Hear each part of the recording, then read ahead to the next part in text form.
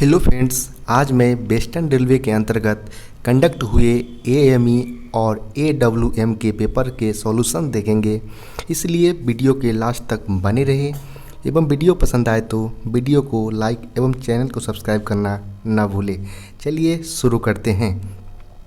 सबसे पहले देखेंगे कि यह पेपर वेस्टर्न रेलवे के अंतर्गत कंडक्ट कराए गए थे, जो कि AME and assistant mechanical engineer के लिए और असिस्टेंट वर्कशॉप मैनेजर के लिए कंडक्ट कराए गए थे, जो कि मैकेनिकल डिपार्टमेंट के अंतर्गत आते हैं, जो 2 जुलाई 2022 को कंडक्ट कराए गए थे।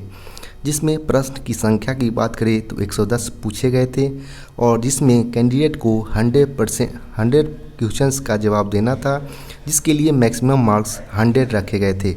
और समय की बात करें तो 2 घंटे रखे गए थे और इसमें 1/3 का प्रावधान भी रखा गया था। चलिए आगे देखते हैं कि इसमें कौन कौन से प्रश्न पूछे गए थे। सबसे पहला प्रश्न पूछा गया था, when was the official language act 1963 passed, यानी राजभाषा अधिनियम 1963 कब पास किया गया था। तो इसका सही उत्तर हो जाएगा 10 मई 1963, यानी ऑप्शन सी सही उत्तर होगा।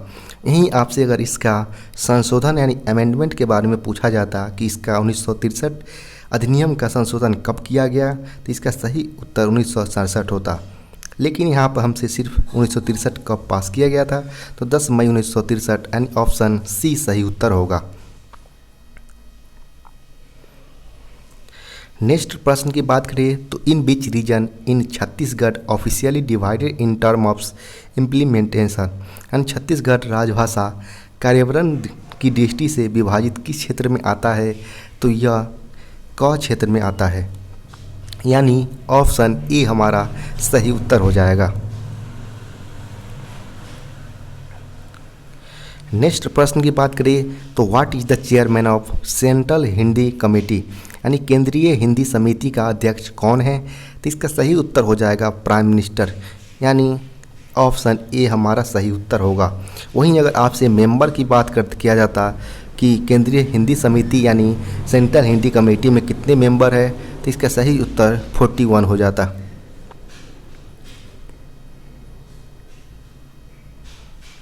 नेक्स्ट प्रश्न की बात करें तो what is the duration of the meeting of the official language implementation committee, यानी राजभाषा कार्यान्वयन समिति की बैठक की अवधि क्या होती है। तो ये होती है क्वार्टरली, यानी 3 माह पर एक बार होते हैं। और वहीं अगर 3 मंथ पर एक बार किया जाता है। वहीं आपसे ईयरली यानी वर्ष में कितनी बार होता है, तो आप जब 3 मंथ में एक बार होते हैं तो वर्ष में 4 बार टोटल कंडक्ट कराए जाएंगे, यानी आपका सही उत्तर ऑप्शन ए क्वार्टरली हो जाएगा। जो कि यहाँ पर बैठक की अवधि यानी सिंगल फेज यानी एक पहली बैठक कब किया जाता है, तो 3-3 माह पर अंतराल पर किए जाते हैं। नेक्स्ट प्रश्न की बात करें तो what language should rubber seals be in, यानी रबर की मोहरें जो बनाए जाते हैं रेलवे में वो किस भाषा की होनी चाहिए। तो ये बाइलिंगुअल यानी हिंदी और इंग्लिश फॉर्मेट दोनों में बनाए जाते हैं, जिसमें हिंदी को पहली प्राथमिकता दी जाती है और इंग्लिश को सेकेंड प्राथमिकता दी जाती है, यानी ऑप्शन ए हमारा बाइलिंगुअल सही उत्तर होगा।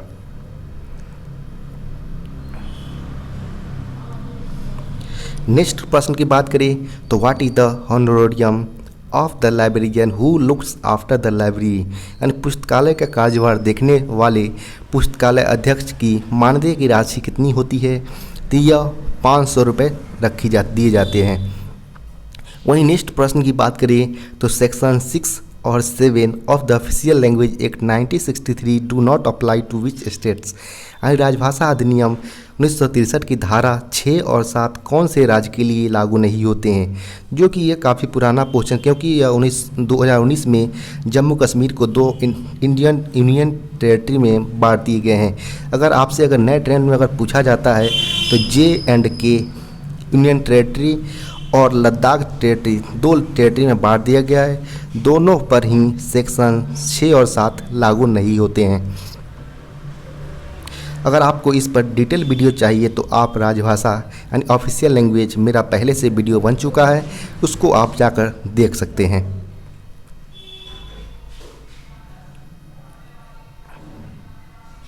नेक्स्ट प्रश्न की बात करें तो what is the goal of compliance with section 33 of the official language act, यानी राजभाषा अधिनियम की धारा 3(3) का अनुपालन का लक्ष्य क्या है।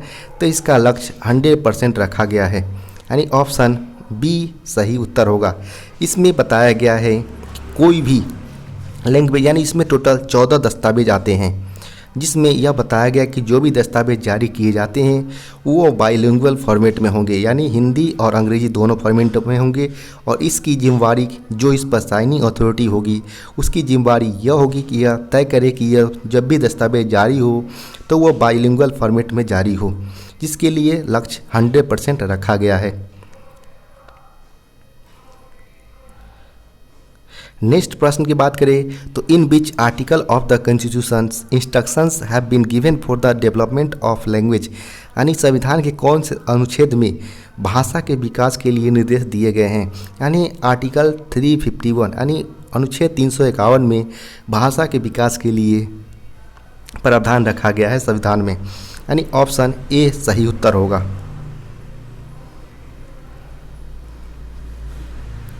नेक्स्ट प्रश्न की बात करें तो how many documents are covered under official language act. यहाँ पर पहले ही बता दिए थे, लेकिन 1963 में कुल कितने दस्तावेज आते हैं। तो इसमें 14 यानी ऑप्शन बी सही उत्तर हो जाएगा। नेक्स्ट बात करें तो sexual harassment of women at work place has been included in the conduct rule 3C। This has been included after the judgement of supreme court in, यानी कार्यस्थल पर महिलाओं के यौन उत्पीड़न को नियम 3C के रूप में आचरण नियमों में शामिल किया गया है। इसे सर्वोच्च न्यायालय के फैसले के बाद शामिल किया गया है। तो इसका सही उत्तर हो जाएगा ऑप्शन बी, यानी Vishakha VS state of Rajasthan. यह एक्ट आया था प्रिवेंशन, प्रोबेशन और रिड्यूसल जो एक्ट होता है 2013 का सुप्रीम कोर्ट का, उसके तहत यह Vishakha VS state of Rajasthan लाया गया था, जिसमें महिलाओं के वर्क प्लेस पर सेक्सुअल हरासमेंट को बचाया जा सके, यानी ऑप्शन बी सही उत्तर हो जाएगा।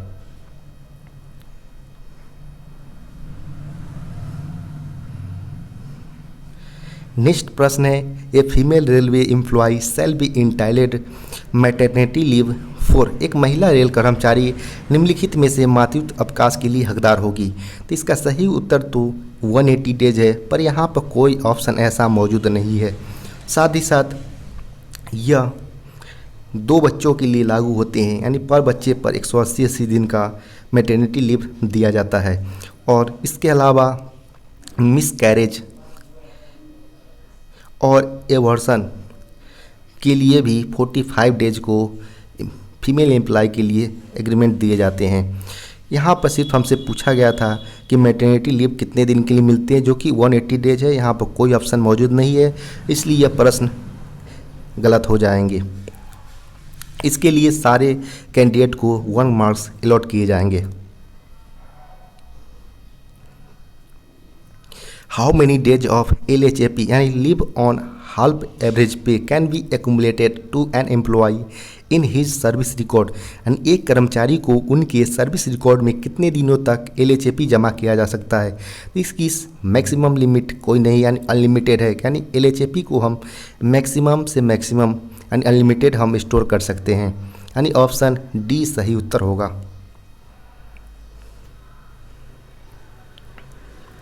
नेक्स्ट प्रश्न की बात करें तो a railway servant shall be deemed to have been placed under suspension if he has been put in police custody for a period of, यानी एक रेल कर्मचारी को निलंबन के तहत रखा गया माना जाएगा यदि उसे एक अवधि के लिए पुलिस, यानी कितने अवधि के लिए रखा जाए पुलिस हिरासत में। तो यह 48 घंटे से ज़्यादा नहीं होनी चाहिए, यानी अगर 48 घंटे से ज़्यादा अगर कोई कर्मचारी रेल कर्मचारी अगर पुलिस कस्टडी में हो तो उसे सस्पेंड माना जाएगा, यानी निलंबन माना जाएगा, यानी ऑप्शन सी हमारा सही उत्तर हो जाएगा, जो कि SF 2 के अंतर्गत डीम्ड सस्पेंशन के अंतर्गत आते हैं। यहाँ पर उसकी भी चर्चा की गई है डीम्ड सस्पेंशन की, जो SF 2 के अंतर्गत आता है। नेक्स्ट प्रश्न की बात करें तो a person convicted by a court of law can be removed from service without conducting inquiry in term of rule dash of the DNR 1968। न्यायालय द्वारा दोषी ठहराए गए व्यक्ति को DNAR 1968 के नियम डैश के संदर्भ में जांच किए बिना सेवा से हटाया जा सकता है। तो यह रूल 14 में बताया गया है कि कोई भी कर्मचारी ऐसा काम करता है जिससे उसमें इंक्वायरी करना पॉसिबल ना हो, तो उस केस में उसे बिना इंक्वायरी के ही सर्विस से हटाया जा सकता है, यानी ऑप्शन सी सही उत्तर होगा। नेक्स्ट प्रश्न है, how many PNM permissible to a trade union at workshop level in a calendar year. यानी एक कैलेंडर वर्ष में कार्यस्थल पर एक ट्रेड यूनियन को कितने PNM की अनुमति है। तो इसका सही उत्तर हमारा 6 हो जाएगा। यानी सबसे पहले देखते हैं कि PNM का फुल फॉर्म होता है हमारा परमानेंट नेगोशिएटिंग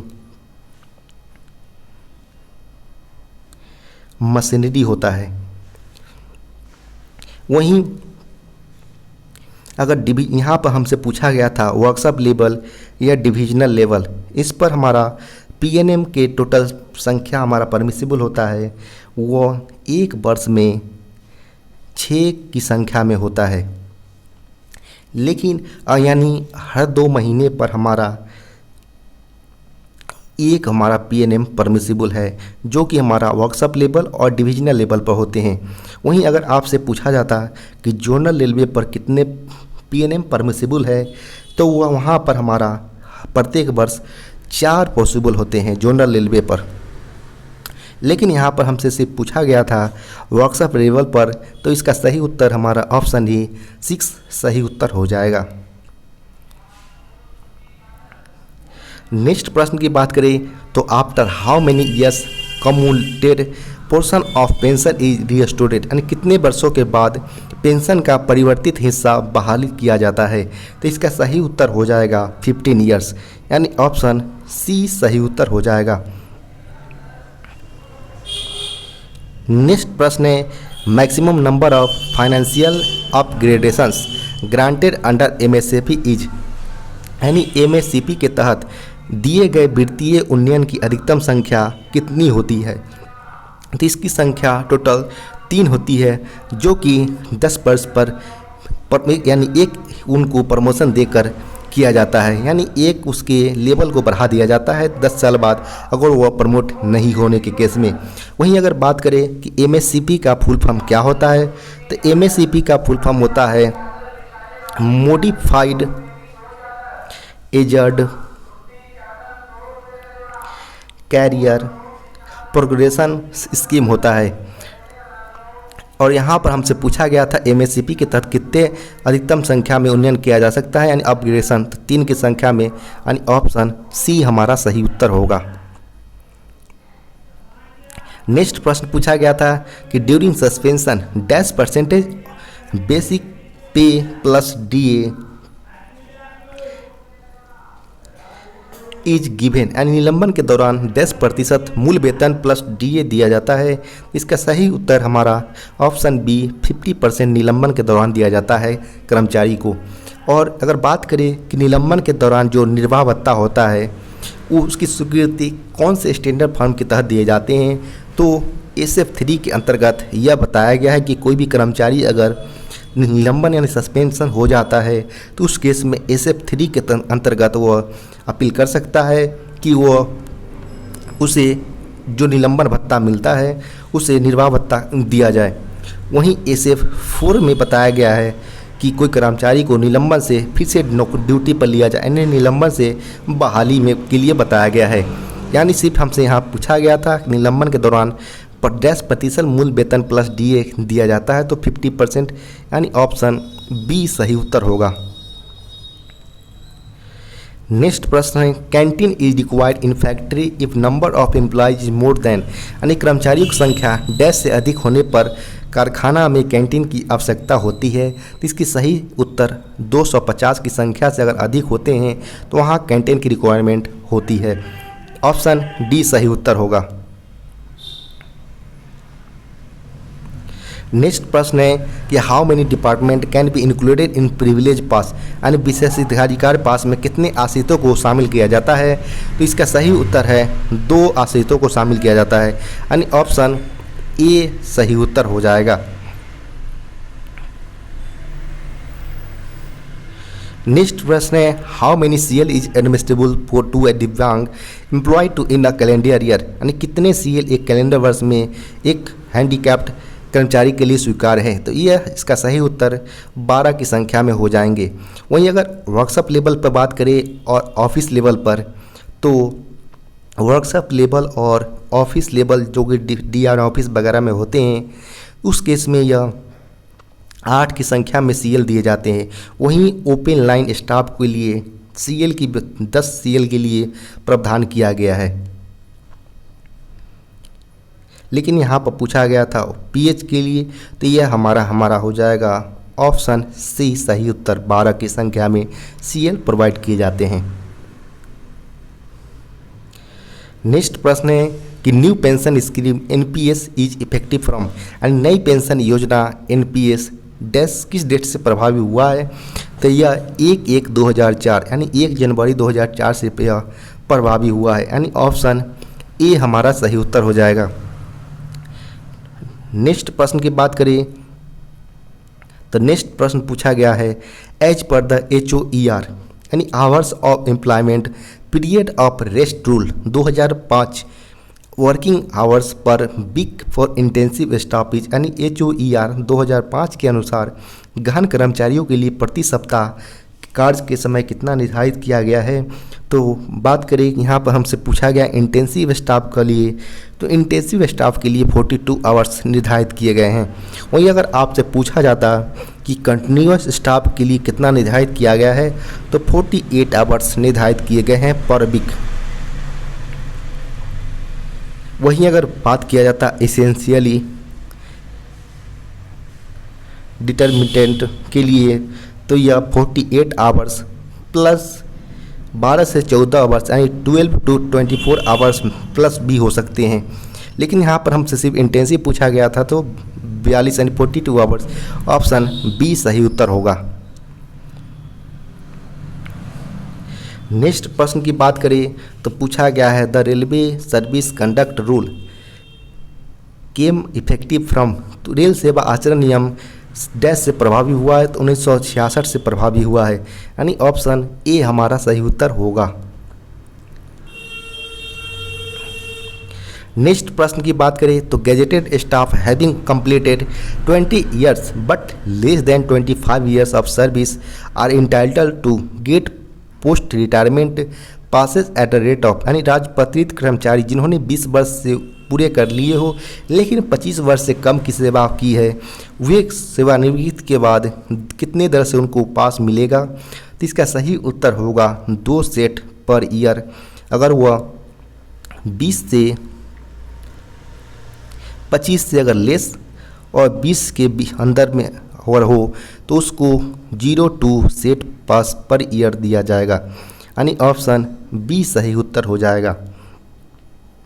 वहीं अगर आप 25 साल से एभव किया जाता है तो 3 सेट पास के लिए एलिजिबल हो जाएगा।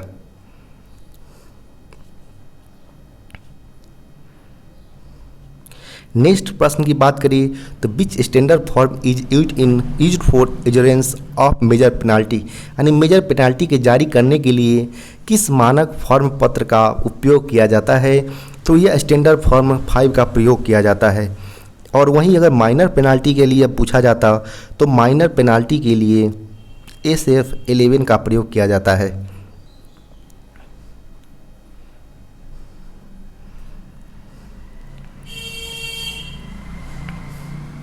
नेक्स्ट प्रश्न की बात करें तो what standard form is used for assurance of the order of suspension, यानी यहाँ पर ऑर्डर ऑफ सस्पेंशन गलत होगा। यहाँ पर अगर डीम्ड सस्पेंशन होता उस केस में हमारा SF 2 सही उत्तर होता, लेकिन यहाँ पर ऑर्डर ऑफ सस्पेंशन के लिए SF 1 दिया जाता है।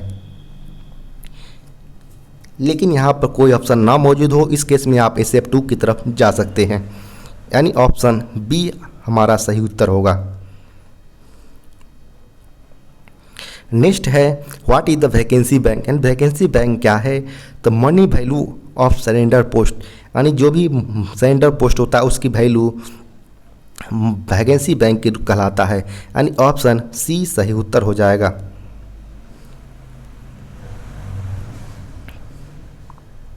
नेक्स्ट प्रश्न है the following is not a penalty under D&AR rules, निम्नलिखित में से D&AR रूल्स 1968 के तहत कौन सा दंड यानी पनिशमेंट नहीं है? तो निंदा करना भी पनिशमेंट के अंतर्गत आता है, स्टॉपिंग ऑफ पास भी पनिशमेंट में अंतर्गत आता है, और रिकवरी फ्रॉम एनी लॉस है, कोई भी लॉस होता है उससे आपकी पेमेंट से रिकवरी किया जाए, ये सारे पनिशमेंट के अंतर्गत आता है, लेकिन वार्निंग पनिशमेंट के अंतर्गत नहीं आता है, यानी ऑप्शन बी सही उत्तर हो जाएगा। नेक्स्ट प्रश्न की बात करें तो in how many days conversion of one kind of leave to another leave should be applied by the employees, यानी कर्मचारी द्वारा एक प्रकार की छुट्टी को दूसरे छुट्टी में बदलने के लिए कितने दिनों के लिए आवेदन किया जाना चाहिए, यानी कितने दिनों के अंदर?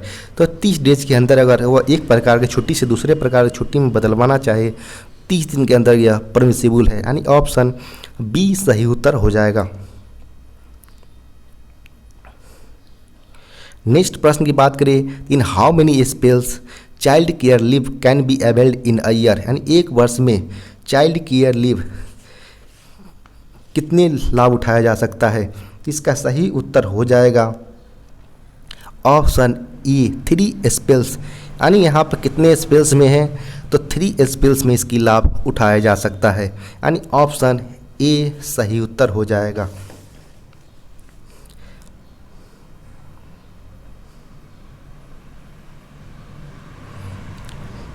नेक्स्ट प्रश्न की बात करें तो which type of leave is credited to the leave account in if not availed in full, यानी यदि पूर्ण रूप से नहीं लिया गया जाता है तो किस प्रकार की छुट्टी को यानी अवकाश खाते में जमा कर दी जाती है?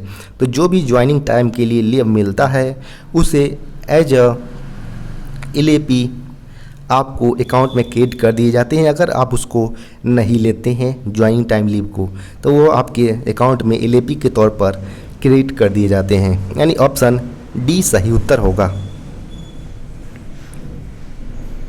नेक्स्ट प्रश्न की बात करें तो study leave is admissible after completion of dash year of service, यानी अध्ययन अवकाश वर्ष की डैश वर्ष की सेवा पूरी करने के बाद स्वीकार्य है।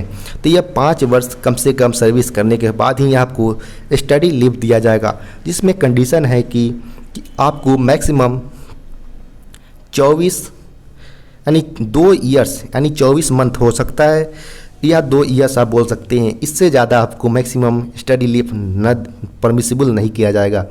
और इसमें भी कंडीशन रखा गया है कि अगर आप भारत में कहीं पर है करना चाहते हैं स्टडी लीव तो उस केस में अगर आप गेजेटेड ऑफिसर है तो आपको रेलवे बोर्ड से सैंक्शन अथॉरिटी मिलनी चाहिए। वहीं अगर नॉन गेजेटेड ऑफिसर है यानी अगर आप 4600 ग्रेड पे या उसके नीचे पर आप आते हैं उस केस में आपको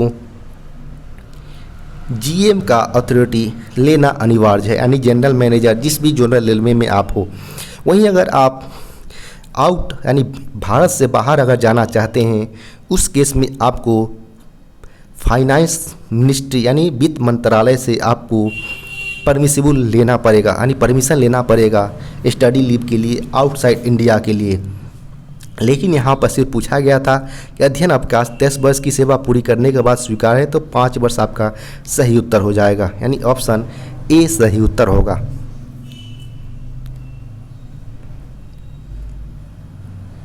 नेक्स्ट प्रश्न की बात करें तो नेक्स्ट प्रश्न पूछा गया है age relaxation of SC/ST for recruitment in government service is, यानी सरकारी सेवा में भर्ती के लिए अनुसूचित जाति एवं जनजाति की आयु दर छूट कितने % होती है? तो 5 ईयर्स के लिए रखे गए हैं। वहीं OBC के लिए 3 ईयर्स के लिए प्रावधान है। नेक्स्ट प्रश्न की बात करें तो appeal should be filed within dash days of receiving punishment of order to railway servant. रेल सेवक को सजा मिलने के 10 दिनों के भीतर अपील दायर की जानी चाहिए। तो 45 दिन का समय दिया जाता है, उसके अंदर उसको अपना पक्ष रखना पड़ता है, यानी ऑप्शन बी सही उत्तर होगा। नेक्स्ट प्रश्न है, railway servant working in administrative office is entitled for casual leave, यानी प्रशासनिक कार्यालय में कार्यरत रेल सेवक आकस्मिक अवकाश के लिए हकदार होंगे। तो यह 8 डेज दिया जाता है। वहीं अगर वर्कशॉप में भी यह 8 CL ही प्रावधान किए गए हैं वर्कशॉप लेवल पर। सिर्फ ओपन लाइन स्टाफ के लिए यह 10 CL दिए जाते हैं।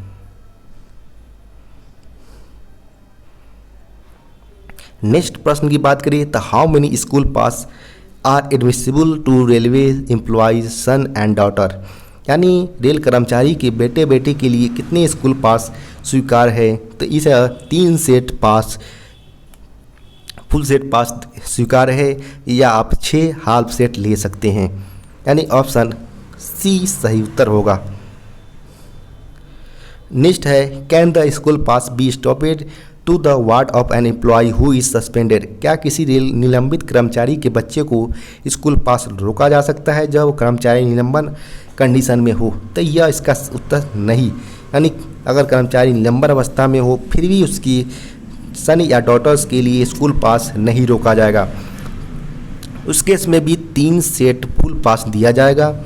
और यदि कर्मचारी को पनिशमेंट मिल भी गया हो लेकिन अगर वो प्रिविलेज पास वगैरह भी रुक जाए, उस केस में भी वो स्कूल पास नहीं रोका जा सकता है, यानी ऑप्शन बी सही उत्तर होगा। नेक्स्ट प्रश्न है, what is the meaning of AA in DNAR 1968 rules, and DNAR 1968 rules के तहत AA का अर्थ क्या होता है। तो इसका अर्थ होता है अपीलेट अथॉरिटी, यानी ऑप्शन बी सही उत्तर हो जाएगा।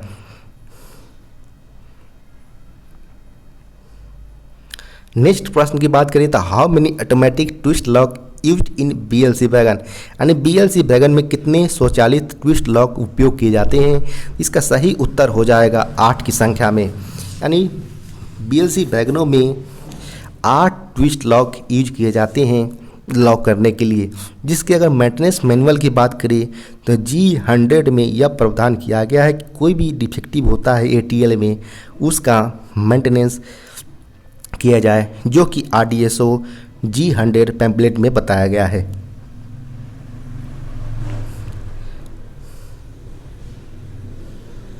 नेक्स्ट प्रश्न की बात करें तो standard wheel gauge of goods wagon is, यानी माल वैगन का मानक व्हील गेज कितना होता है। तो यहाँ पर स्टैंडर्ड व्हील गेज पूछा गया है तो 1600 mm हमारा सही उत्तर हो जाएगा, यानी ऑप्शन ए सही उत्तर है। वहीं अगर आपसे मैक्सिमम पूछता तो यह 1602 हो जाता। वहीं मिनिमम की कंडीशन में यह 1599 mm के होते हैं।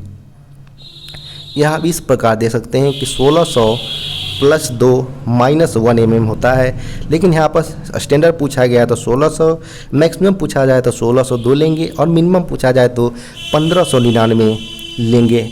और यहाँ पर हमारा ऑप्शन स्टैंडर्ड व्हील गेज है 1600 mm, ऑप्शन ए सही उत्तर होगा।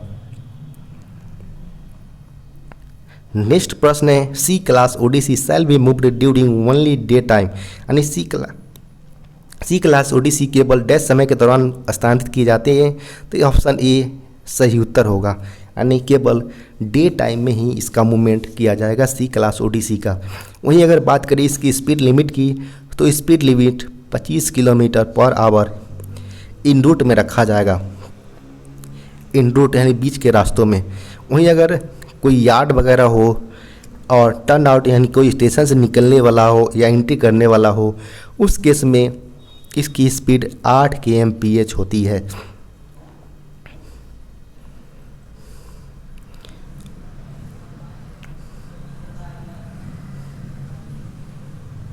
नेक्स्ट प्रश्न की बात करें तो maximum buffer height is dash and minimum buffer height is dash, यानी अधिकतम बफर हाइट और न्यूनतम बफर ऊंचाई डैश है। तो इसका सही उत्तर मैक्सिमम 1105 और मिनिमम 1030 mm होते हैं, ऑप्शन बी सही उत्तर हो जाएगा।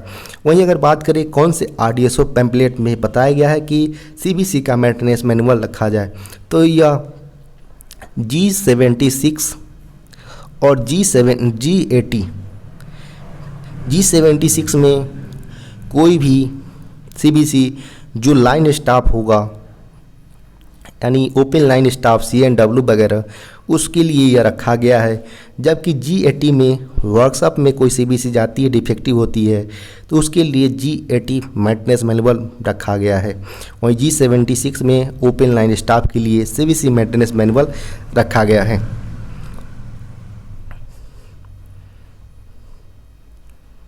नेक्स्ट प्रश्न की बात करें, the critical alert for wild in OMRS is at dash impact forces, यानी OMRS में वाइल्ड के लिए क्रिटिकल अलर्ट डैश प्रभाव बल पर है। इसका सही उत्तर हो जाएगा 350 kN, यानी किलो न्यूटन इसका सही उत्तर हो जाएगा। वहीं अगर बात करें वाइल्ड का फुल फॉर्म क्या होता है, तो वाइल्ड का फुल फॉर्म होता है व्हील इम्पैक्ट लोड डिटेक्टर। वहीं अगर OMRS की बात करें तो OMRS की फुल फॉर्म होता है online monitoring for railway rolling stock system. लेकिन यहाँ पर हमसे सिर्फ क्रिटिकल अलर्ट पूछा था, तो ऑप्शन डी सही उत्तर होगा। नेक्स्ट प्रश्न पूछा गया है, how many brake blocks are there in one BOXN wagons, यानी एक बॉक्सन वैगन में कितने ब्रेक ब्लॉक होते हैं, तो 8 की संख्या में होते हैं, यानी ऑप्शन ए सही उत्तर होगा।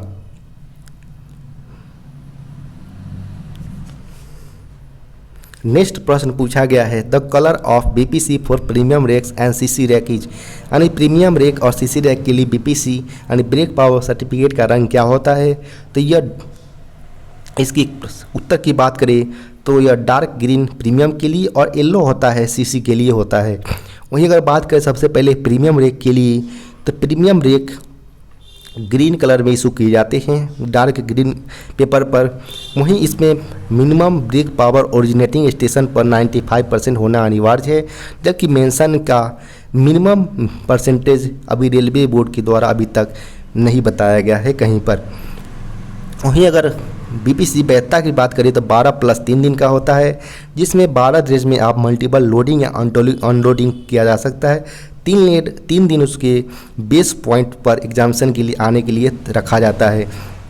वहीं इसके अगर मैन पावर की बात करें, कितनी मैन पावर की ज़रूरत पड़ती है प्रीमियम रेक के लिए, तो यह 75 मैन आवर्स की ज़रूरत पड़ती है प्रीमियम रेक के लिए।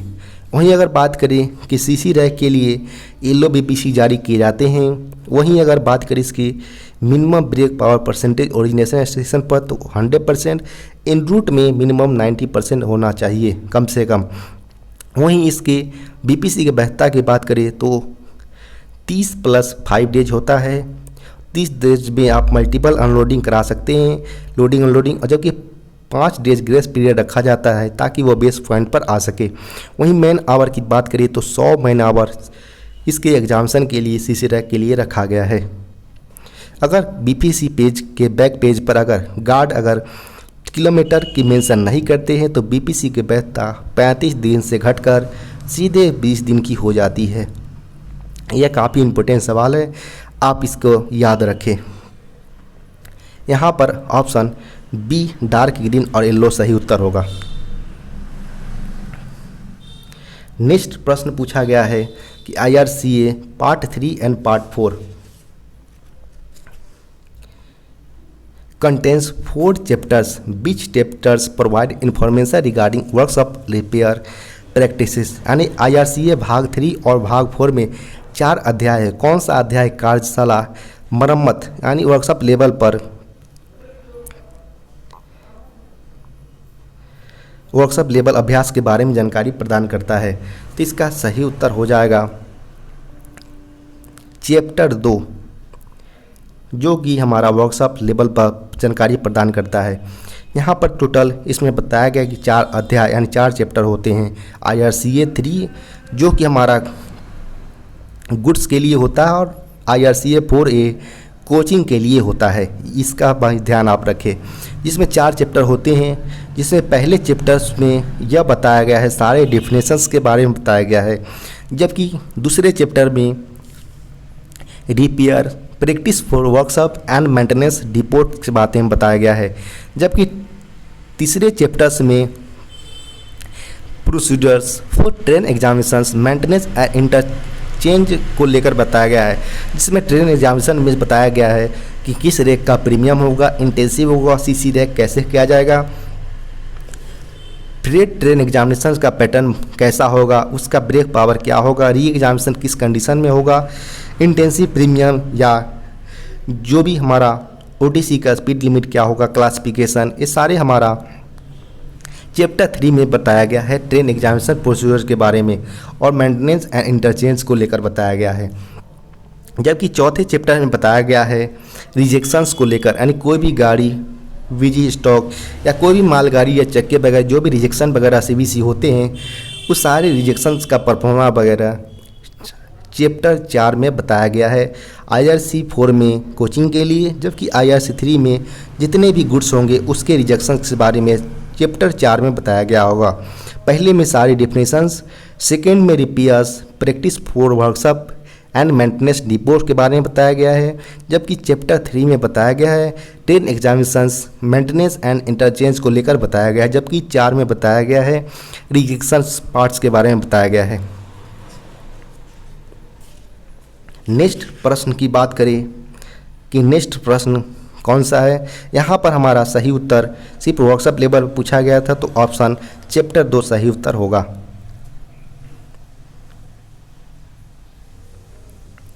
नेक्स्ट प्रश्न पूछा गया था working pressure of BTPN safety बाल्ब इज, यानी BTPN सेफ्टी बाल्ब का वर्किंग प्रेशर कितना होता है, तो इसका प्रेशर हमारा 1.24 kg पर सेंटीमीटर स्क्वायर होता है, यानी ऑप्शन ए सही उत्तर होगा।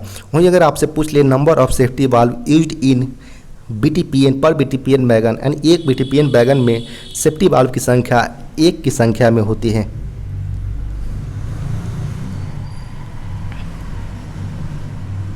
नेक्स्ट प्रश्न की बात करें तो which RDCO technical pamphlets contains instructions for inspections and maintenance of casnub bogie, यानी किस RDCO के तकनीकी पैम्पलेट में कैसना बोगियों के निरीक्षण और रखरखाव के निर्देश दिए गए हैं। तो इसमें हमारा कैसना बोगी के लिए बताया गया है, तो कैसना बोगी के लिए हमारा G95 मेंटेनेंस मैनुअल रखा गया है, यानी ऑप्शन डी हमारा सही उत्तर हो जाएगा। वहीं अगर आपसे G97 पूछे तो इसमें बताया गया है air brake of freight stock, यानी गुड्स स्टॉक में टेस्टिंग वगैरह या कैसे किया जाए उसके बारे में टोटल बताया गया है। लीकेज रेट कितनी होनी चाहिए जो कि 0.25 पर सेंटीमीटर स्क्वायर पर मिनट होती है, ये सारे G97 में बताया गया है। G86 में BTPGLN होता है जो गैस लिक्विफाइड गैस जो हमारा टैंक होते हैं उसके मेंटेनेंस मैनुअल के बारे में बताया गया है। जबकि G19 के बारे में बताया जाए तो maintenance and operating instruction for BTPN जो हमारा टैंक वैगन होते पेट्रोलियम या किरोसिन तेल वगैरह जाते हैं उसके मेंटेनेंस मैनुअल के लिए G90 में बताया गया है। यहाँ पर हमसे सिर्फ कैसना बोगी के बारे में पूछा था, G95 सही उत्तर होगा। नेक्स्ट प्रश्न की बात करें तो under which head are funds given to workshops for civil infrastructures maintenance with the allotted their funds divisional accounts और वर्कशॉप अकाउंट्स। सिविल इंफ्रास्ट्रक्चर के रखरखाव के लिए कार्यशालाओं को किन मद के तहत फंड दिया जाता है, इन निधियों मंडल खातों या कार्यशाला खातों को किसे आवंटित किया जाता है, तो इसका सही उत्तर हो जाएगा ऑप्शन ए 4B के अंतर्गत रखा जाता है। अगर आपसे यहाँ पर पूछा जाता है कि 410 के अंतर्गत क्या होते हैं, 4B 410 के अंतर्गत, तो इसमें ऑफिस बिल्डिंग की बताया गया है। वहीं अगर 230 और 240 में हमारा मेंटेनेंस ऑफ पीवे रिलेटेड जो भी वर्क होते हैं पाथवे रिलेटेड उसको 4B 230 और 240 के लिए बताया गया है।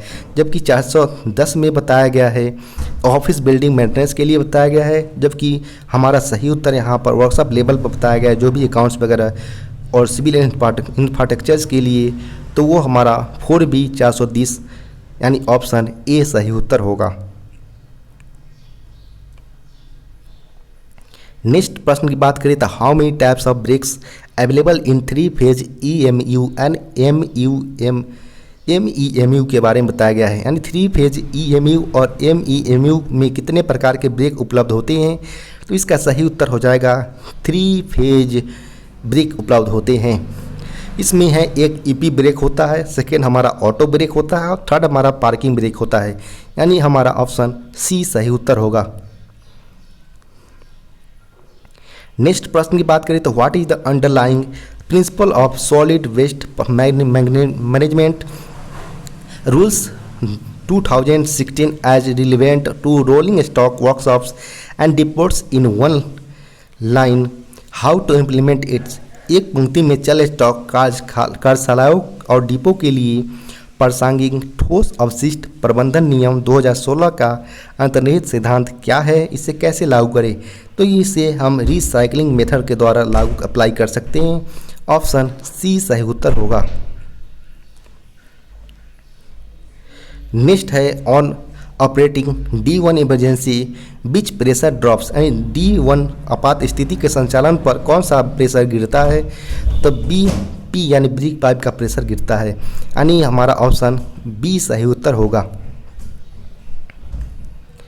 नेक्स्ट प्रश्न की बात करें तो what is the unit of SFC यानी स्पेसिफिक फ्यूल कंजप्शन, क्या इकाई क्या होता है, तो ग्राम पर BHP पर आवर हमारा होता है।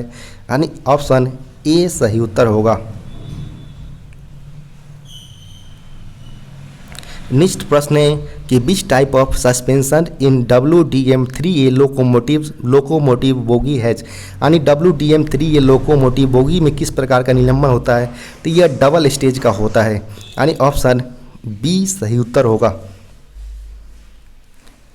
नेक्स्ट प्रश्न है the shape of bobo bogie frame resembles to English alphabets, यानी बोबो बोगी फ्रेम का आकार अंग्रेजी वर्णमाला कैसा दिखता है, तो लाइक H टाइप्स का दिखता है। यानी ऑप्शन D सही उत्तर होगा।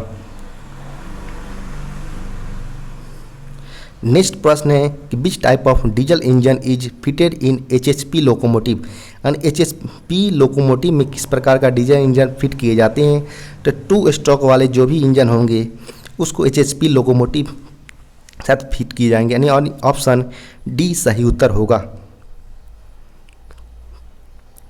नेक्स्ट प्रश्न है कि विच type of bogie is used in HHP locomotive, यानी HHP लोकोमोटिव में किस प्रकार की बोगी का उपयोग किया जाता है, तो इसमें हाई टेंसाइल कास्ट स्टील वाले बोगी होंगे उसको यूज किए जाते हैं। यानी ऑप्शन C सही उत्तर होगा।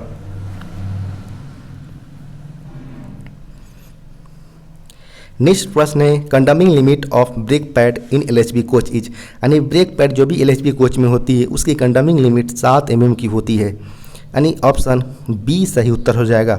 वहीं अगर आपसे न्यू कंडीशन में पूछे तो न्यू कंडीशन में यह 35 mm का होता है।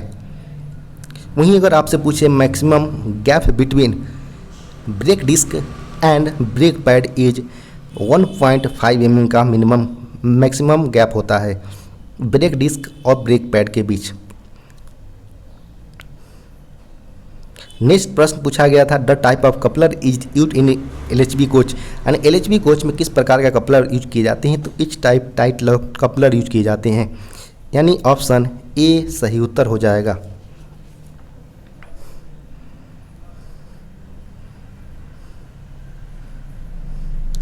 नेक्स्ट प्रश्न की बात करें तो frequency of D3 schedule is, यानी D3 शेड्यूल की आवधिकता क्या होती है, तो इसकी आवधिकता होती है 6 मंथ प्लस माइनस 15 डेज। यानी ऑप्शन C हमारा सही उत्तर हो जाएगा। वहीं अगर आपसे D1 जो कि डिपो शेड्यूल होता है वह वीकली या 1 ट्रिप पर कंडक्ट कराए जाते हैं। वहीं D2 की बात करें D2 3 month plus minus 3 days पर कराए जाते हैं। यहाँ पर सिर्फ D3 पूछा गया तो 6 मंथ प्लस माइनस 15 डेज सही उत्तर होगा, ऑप्शन C। नेक्स्ट प्रश्न है the कंडमिंग limit of LHB wheel, यानी लिंक हॉफमैन बुश जो हमारा व्हील होते हैं उसका डायमीटर्स का कंडमिंग लिमिट क्या होता है, यहाँ पर 855 mm सही उत्तर हो जाएगा। और नए की बात करें तो न्यू कंडीशन में यह 915 mm के होते हैं।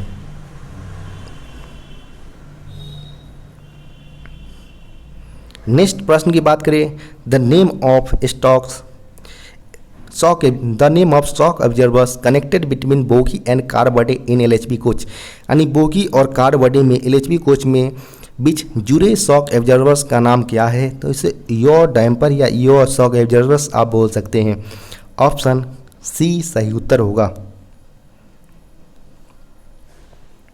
SS3 यानी soft schedule 3 of LHB coach is done, यानी एलएचबी कोच की SS3 कब किया जाता है? तो इसका सही उत्तर ऑप्शन डी हो जाएगा, जिसमें बताया गया है कि 72 मंथ, 72 मंथ या 6 ईयर्स या 24 लाख किलोमीटर जो भी पहले हो, उस केस में हम SS3 शेड्यूल करते हैं, यानी ऑप्शन डी सही उत्तर होगा। वहीं अगर आपसे SS1 पूछता तो SS1 के केस में होता है जिसे हम IOH भी बोलते हैं, LHB कोच का IOH भी बोलते हैं, उसको हम 18 मंथ यानी 1.5 ईयर्स या 6 लाख किलोमीटर जो भी पहले हो उस केस में कंडक्ट कराया करते हैं। जबकि SS2 की बात करें तो SS2 हमारा 3 ईयर्स या 36 मंथ या 12 लाख किलोमीटर जो भी पहले हो उस केस में हम SS2 LHB कोच का कराते हैं। यहाँ पर SS3 पूछा था, ऑप्शन डी सही उत्तर होगा। नेक्स्ट प्रश्न है, minimum permissible buffer projection from head stock of बैगन इज, यानी बैगन की हेड स्टॉक को का हमारा जो मिनिमम अनुमेय बफर परसेप्शन कितना होता है? तो इसका सही उत्तर हमारा 584 mm हो जाएगा। मिनिमम यहाँ पर पूछा गया था परमिसिबल, ऑप्शन डी सही उत्तर होगा। वहीं अगर आपसे पूछा जाता कि स्टैंडर्ड बफर डायफिकेशन कितना है, स्टैंडर्ड बफर डायफिकेशन 600, यहाँ पर हमसे मिनिमम पूछा था तो 584 हो जाएगा, जबकि स्टैंडर्ड बफर प्रोजेक्शन पूछा जाता तो 635 mm इसका उत्तर होता। वहीं इसके अलावा अगर बात करें diameter of buffer plunger face, जो बफर प्लंजर का फेस इस तरह का होता है, उसका डायमीटर की बात करें तो इसका डायमीटर होता है 457 mm यानी 457 mm का होता है। वहीं अगर बात करें कि मैक्सिमम बफर प्लंजर स्ट्रोक होता है कितना होता है, जो यहाँ पर अगर बफर प्लंजर स्ट्रोक है तो इसका मूवमेंट कितना मैक्सिमम होगा? तो यह 127 mm मैक्सिमम होते हैं इसका मैक्सिमम प्लंजर स्ट्रोक। वहीं अगर बात करें कि जो बफर प्लंजर स्ट्रोक होते हैं वह किस चीज़ का बने होते हैं, तो वह बने होते हैं कास्ट स्टील का बने होते हैं। इसके अलावा आप देखते होंगे कि एक ही एंड पर 2 बफर लगे होते हैं, दोनों बफर्स के बीच सेंटर से सेंटर के बीच डिस्टेंस 1900 यानी 1956 mm के होते हैं, दोनों बफर सेंटर्स के बीच डिस्टेंस। यहाँ पर सिर्फ हमसे पूछा था कि minimum permissible buffer projection, option D सही उत्तर होगा। नेक्स्ट प्रश्न पूछा गया था, the effective pressure in brake cylinder of freight stock during full service application, यानी पूर्ण सेवा के आवेदन के दौरान माल स्टॉक में ब्रेक सिलेंडर के प्रभावी दबाव कितना होता है? तो यह होता है 3.8 kg/cm², यानी ऑप्शन सी सही उत्तर हो जाएगा। वहीं अगर आपसे यह भी पूछ लेता कि फुल सर्विस एप्लीकेशन के दौरान कितना प्रेशर गिराया जाता है इंजन के द्वारा, तो इसका सही उत्तर हो जाएगा फुल सर्विस एप्लीकेशन के दौरान 1 kg से लेकर 1.5 kg के बीच प्रेशर गिराया जाता है फुल सर्विस एप्लीकेशन के दौरान। वहीं अगर आपसे मिनिमम सर्विस एप्लीकेशन के बारे में पूछा जाता तो वो होता है 0.5 से लेकर 0.8 kg के बीच प्रेशर गिराया जाता है, और सिर्फ सर्विस एप्लीकेशन पूछा जाता तो वो 0.8 से लेकर 1 kg के बीच प्रेशर गिराया जाता है। वहीं अगर इमरजेंसी एप्लीकेशंस की बात करें तो यह 1.5 kg से लेकर 3.8 kg तक का प्रेशर इमरजेंसी ब्रेक एप्लीकेशन के दौरान गिराया जाता है। लेकिन सारे केस में ही मैक्सिमम जो हमारा फुल सर्विस एप्लीकेशन और इमरजेंसी सर्विस एप्लीकेशन होते हैं उस केस में 3.8 kg ही ब्रेक सिलेंडर में प्रेशर पहुंचते हैं, यानी ऑप्शन सी सही उत्तर हो जाएगा, क्योंकि यहाँ पर हमसे सिर्फ फुल सर्विस एप्लीकेशन के बारे में पूछा गया था। यानी ऑप्शन सी सही उत्तर होगा। इसमें होता है 3.8 plus minus 0.1 kg pressure maximum brake cylinder में जाते हैं। वहीं अगर आपसे LHB कोच में मैक्सिमम ब्रेक सिलेंडर का प्रेशर पूछ ले तो वो 3 kg मैक्सिमम प्रेशर जाता है LHB कोच के ब्रेक सिलेंडर में। वहीं इसके अलावा भी अगर आपसे प्रश्न कहाँ कहाँ से बन सकते हैं तो इसमें आपसे पूछ सकते हैं सेंसिटिविटी टेस्ट क्या होता है। तो सेंसिटिविटी टेस्ट में यह बताया गया है कि 0.6 kg का प्रेशर 6 सेकेंड तक गिराते हैं तो उसमें DB हमारा सेंस करना चाहिए और ब्रेक अप्लाई होनी चाहिए, तब यह हमारा सेंसिटिविटी टेस्ट सही माना जाएगा।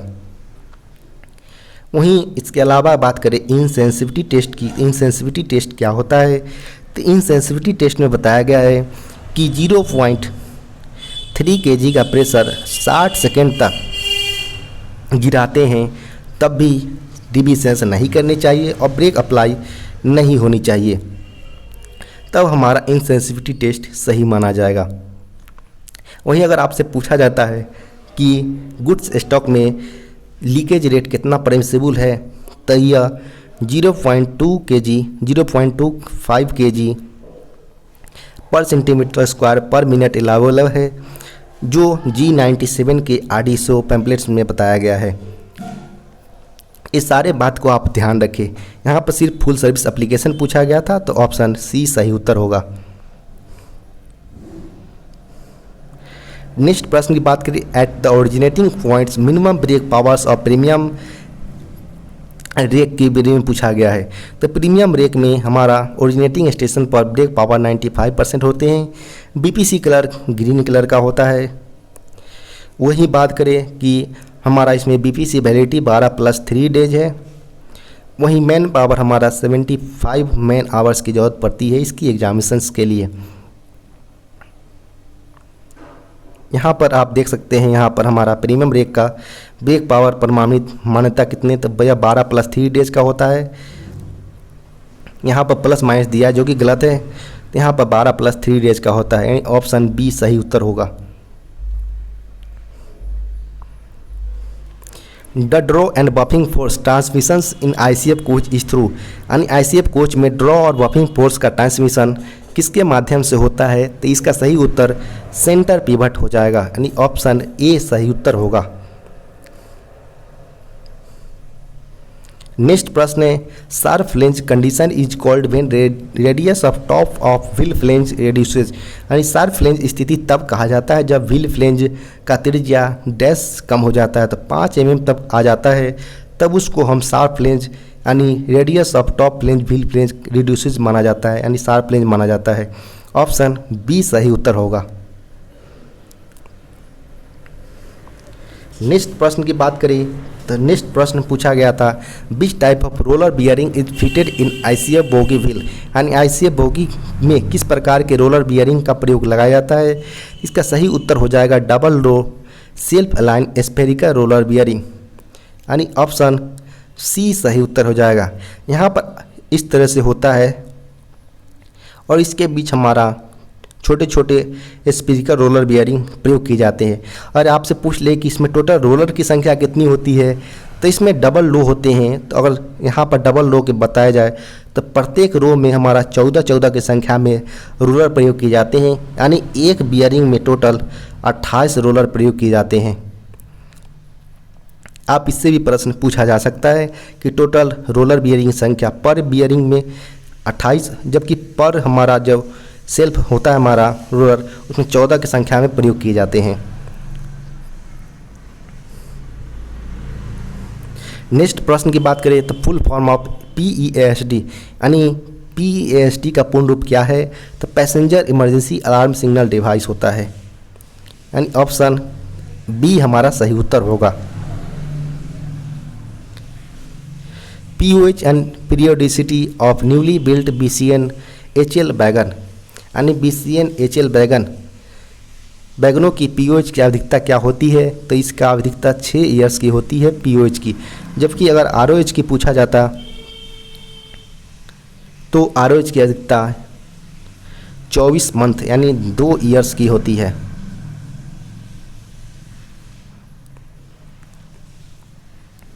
नेक्स्ट प्रश्न की बात करें the maximum speed of C class ODC in BG यानी broad gauge is dash kilometre hour, यानी बोगी ब्रॉड गेज में जो हमारा सी क्लास के ओडीसी मूवमेंट होते हैं उसकी किलोमीटर आवर कितनी होती है, तो यह होती है 25 किलोमीटर पर आवर, यानी ऑप्शन बी हमारा सही उत्तर हो जाएगा, जो कि केवल डे में ही चलते हैं और इसकी यह हमारा इन रूट के स्पीड है। जबकि अगर हमारा जो यार्ड और टर्न आउट स्टेशन पर पूछे तो उस केस में हमारा 8 kmph ही स्पीड होती है।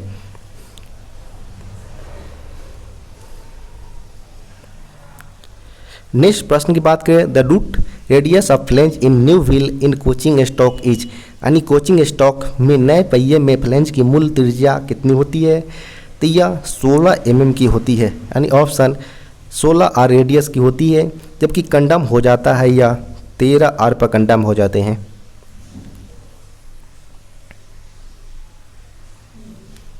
नेक्स्ट प्रश्न की बात करें तो the diameter of bogie mounted brake cylinder is, यानी bogie mounted air brake cylinder का व्यास कितना होता है, तो यह 8 इंच का होता है, यानी ऑप्शन बी हमारा सही उत्तर है।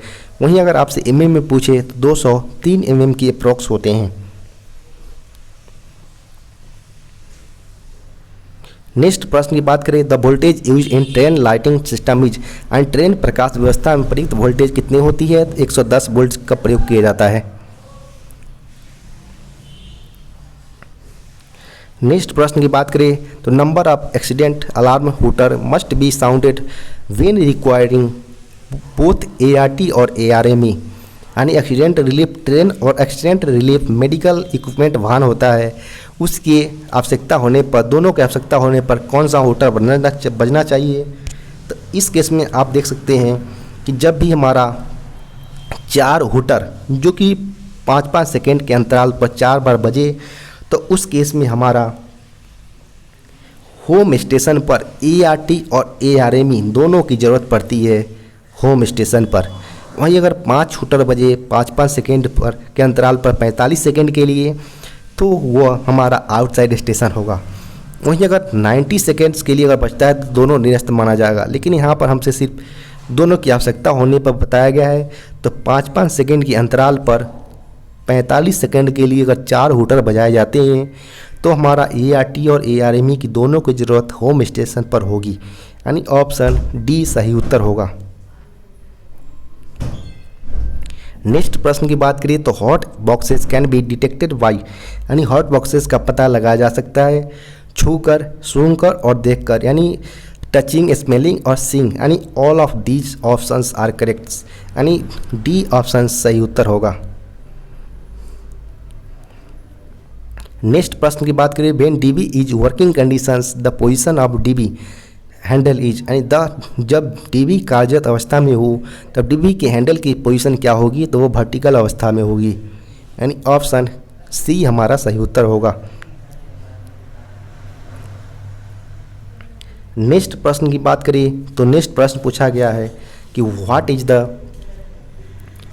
Period for the POH of any OCB attached to a passenger train, यानी किसी यात्री ट्रेन से जुड़े किसी भी OCB के POH की अवधि क्या होती है, तो POH की अवधि 24 मंथ की होती है, यानी ऑप्शन डी हमारा सही उत्तर होगा।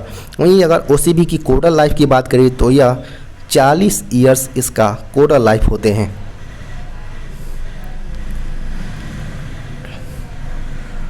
नेक्स्ट प्रश्न की बात करें एज पर RPC4, जो कि RPC4 हमारा कोचिंग से रिलेटेड होते हैं, in route examinations of train should be carried out after, यानी RPC4 के अनुसार ट्रेनों के मार्ग में जांच निम्नलिखित के बाद की जानी चाहिए। तो यह 250 से 300 किलोमीटर्स के चलने के बाद इसका रोलिंग एग्जामिनेशन वगैरह करवाना चाहिए, यानी ऑप्शन ए हमारा सही उत्तर होगा। नेक्स्ट है horse power of WG4 loco is, and WG4 लोको की हॉर्स पावर 4000 या 4500 हॉर्स पावर्स की होती है, यानी ऑप्शन ए सही उत्तर होगा।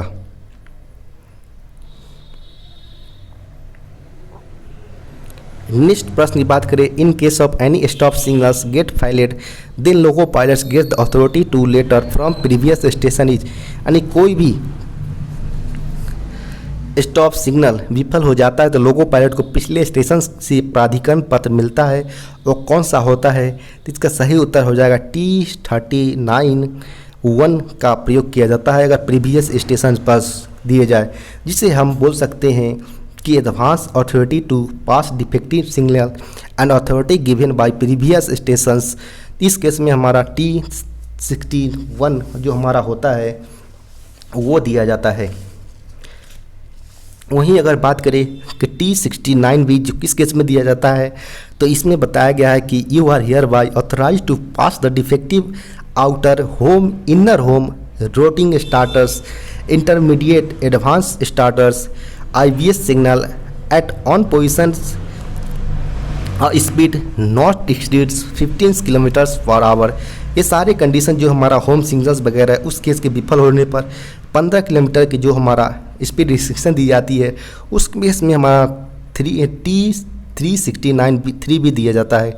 जबकि अगर पिछले स्टेशन से अगर कोई बताया जाता है उस केस में हमारा ऑप्शन बी T369(1) सही उत्तर होगा, यानी ऑप्शन बी सही उत्तर है।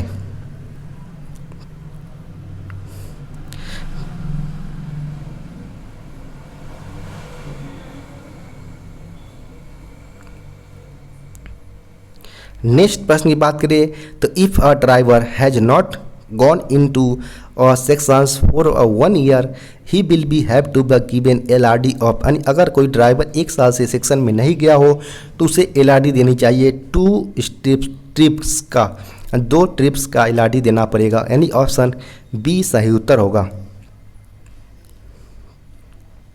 नेक्स्ट प्रश्न है full form of AWS in EMU system जो हमारा होता है तो उसका AWS का फुल फॉर्म होता है ऑक्सिलरी वार्निंग सिस्टम, यानी ऑप्शन बी सही उत्तर होगा।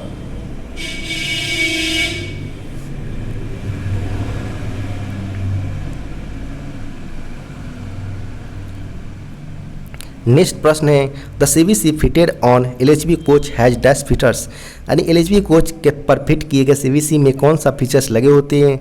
इसका सही उत्तर हो जाएगा एंटी क्लाइंबिंग, यानी एक दूसरे पर नहीं चढ़ पाते, जो कि ICF कोच में एक दूसरे पर एक्सीडेंट के दौरान चढ़ जाते थे, जिससे जनहानि की संभावना ज़्यादा बढ़ जाती थी, जिसको कम कर दिया गया है CBC को लगाकर, यानी ऑप्शन सी सही उत्तर होगा। नेक्स्ट प्रश्न है which of the following is not a part of LHB bogie, यानी LHB बोगी में का कौन सा हिस्सा नहीं है? तो यह कंसेंटिंग डिवाइस भी होते हैं, ट्रैक्शन रड भी होते हैं, एंटी रोल बार भी होता है, तो हमारा option none of the above यानी डी सही उत्तर होगा। नेक्स्ट प्रश्न है DPRS stands for, and DPRS का फुल फॉर्म क्या होता है?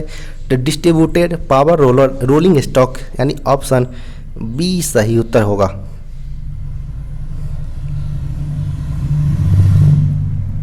नेक्स्ट है what is the full form of WSP, and WSP का फुल फॉर्म क्या होता है? तो व्हील स्लाइड प्रोटेक्शन होता है, यानी ऑप्शन सी सही उत्तर होगा।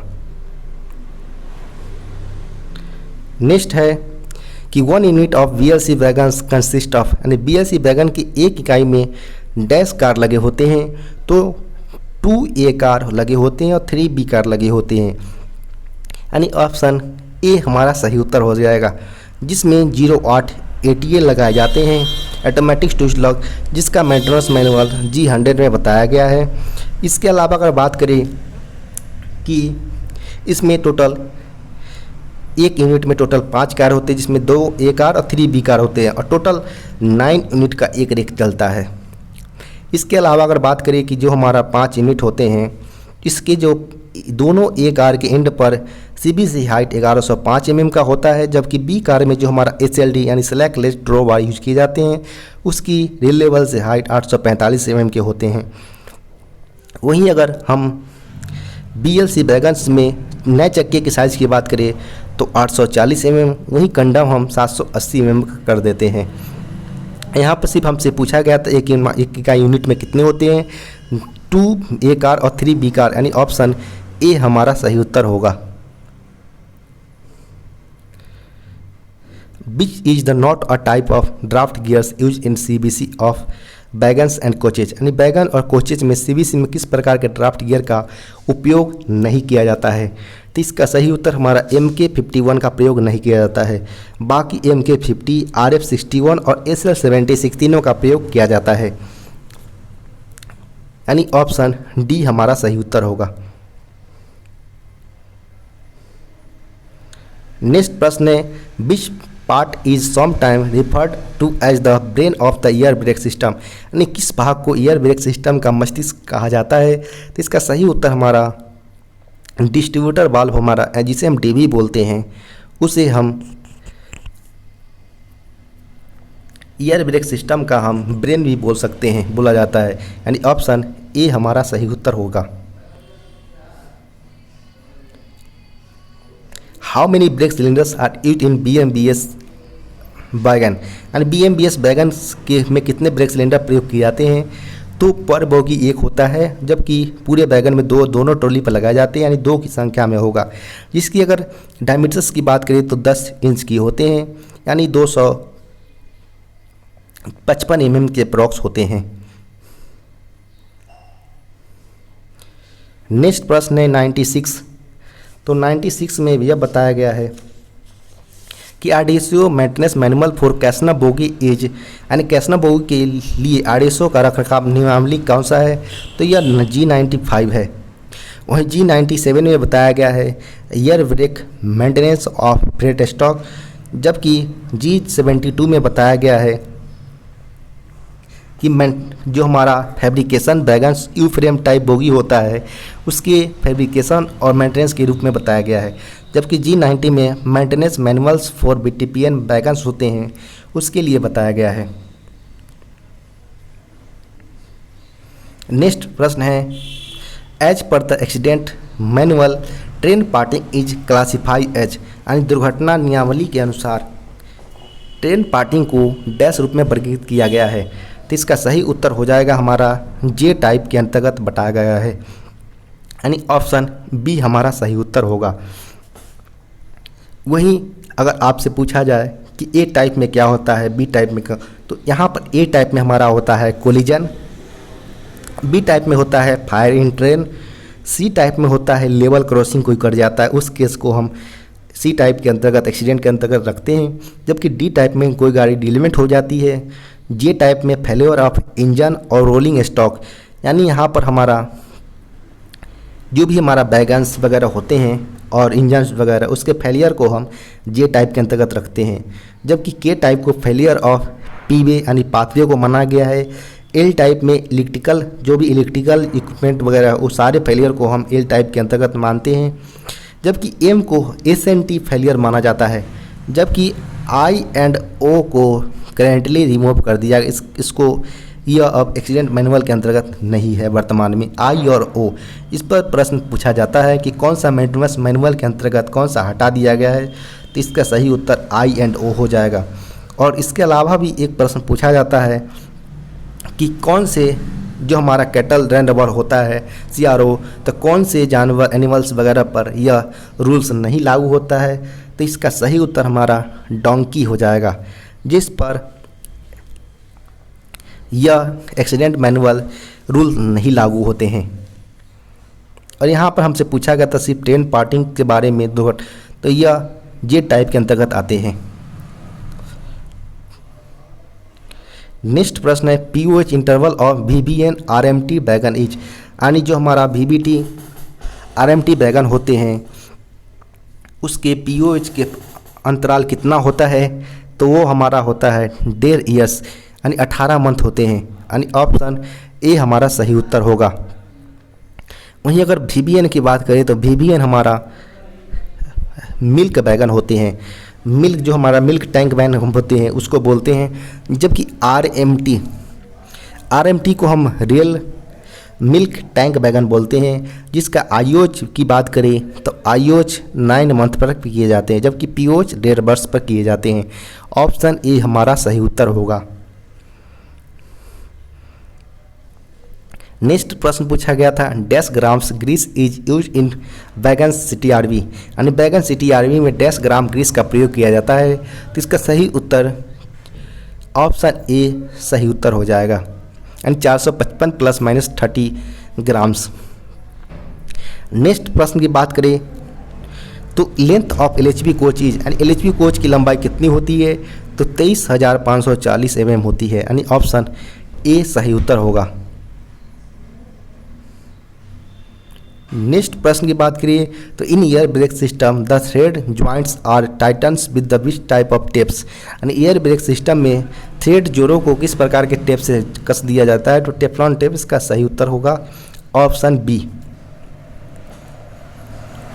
नेक्स्ट है clevis and clevis pin are the part of, यानी क्लेविस पिन क्लेविस किस पिन किसका भाग होता है? तो ये ट्रांजिशन कपलर का होता है, यानी ऑप्शन सी सही उत्तर होगा।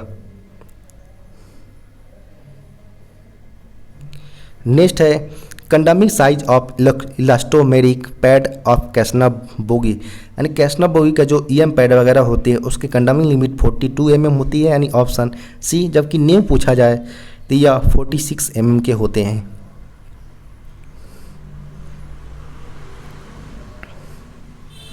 नेक्स्ट प्रश्न है कि name the type of couplings use in BLC wagon, यानी BLC वैगन में प्रयुक्त होने वाले कपलिंग का प्रकार कौन सा है? तो CBC जो कि A कार के साथ लगाया जाता है दोनों साइड पर, जबकि A कार और B कार को कनेक्ट करने के लिए और B कार को B कार से भी कनेक्ट करने के लिए हम SLD यानी सेलेक्ट लिस्ट ड्रॉ बार का प्रयोग करते हैं, यानी ऑप्शन ए हमारा सही उत्तर हो जाएगा। यहाँ पर आप देख सकते हैं कि हमारा ये 5 कार का यूनिट है जिसमें 2 A कार साइड में लगे होते हैं। यहाँ पर हमारा CBC होता है, यहाँ पर भी हमारा CBC होते हैं और इन दोनों के बीच हमारा SLD लगाया जाता है, SLD, और तीनों B कार के बीच हमारा SLD लगे होते हैं। जबकि A कार को B कार से कनेक्ट करने के लिए भी स्लैक लिस्ट ड्रॉ बार का ही प्रयोग किया जाता है। बाकी दोनों एंड पर हमारा CBC लगे होते हैं, जिसकी अगर हाइट की बात करें तो 1105 mm के होते हैं, जबकि SLD की हाइट रेल लेवल से 845 mm के होते हैं। नेक्स्ट प्रश्न की बात करें तो IRCA part 3 and part 4 contains 4 chapters, which chapters provide information regarding workshop repair and practices, यानी IRCA भाग 3 और भाग 4 में 4 अध्याय, कौन से अध्याय? कार्यशाला मरम्मत अध्याय के बारे में जानकारी देता है, तो यह चैप्टर 2 सही उत्तर हो जाएगा, यानी ऑप्शन बी हमारा सही उत्तर होगा।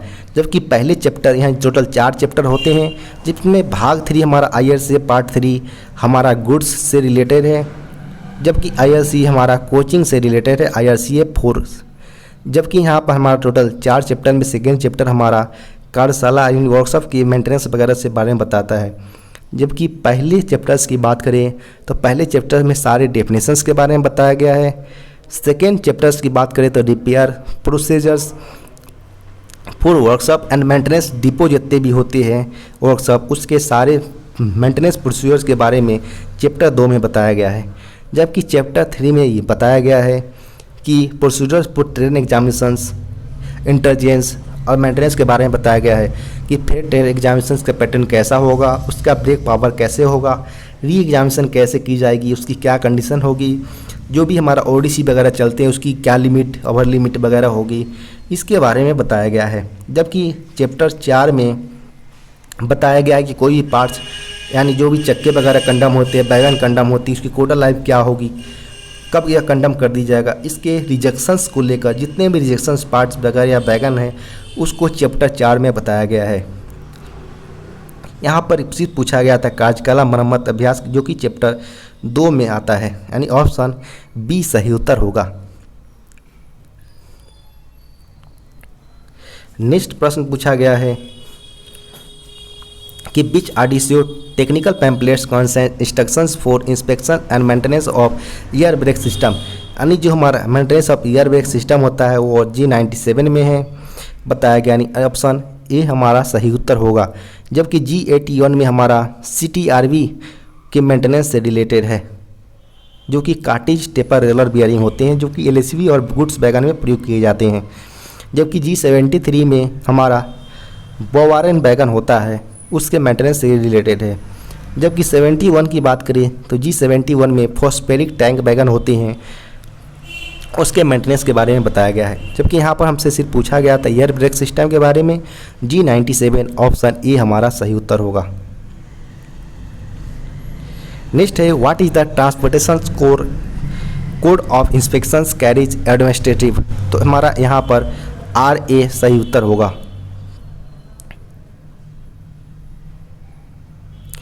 नेक्स्ट है in coaching stock accident involving human life that inquiry is done by CRS यानी कमिश्नर ऑफ रेलवे सेफ्टी होता है, उसके द्वारा किया जाता है। जबकि PCME का फुल फॉर्म होता है प्रिंसिपल चीफ मैकेनिकल इंजीनियर होता है। DRM डिविजनल रेलवे मैनेजर और ये होता है एडिशनल डिविजनल रेलवे मैनेजर होता है। यहाँ पर ऑप्शन B सही उत्तर होगा। नेक्स्ट है maximum speed of LHB coach is kilometre per hour, 160 kilometre per hour, option B सही उत्तर। Select lest door bar is use in beach type wagon, तो इसका सही उत्तर हमारा BLC वैगन में सेलेक्ट लेस्ट डोर बार का प्रयोग किया जाता है, जो कि A कार को B कार से कनेक्ट करने या B कार को B कार से कनेक्ट करने दोनों के लिए SLD का प्रयोग किया जाता है, यानी ऑप्शन A सही उत्तर होगा। आपको वीडियो कैसा लगा आप कमेंट बॉक्स में बता सकते हैं और वीडियो को लाइक करना और चैनल को सब्सक्राइब करना ना भूलें। धन्यवाद।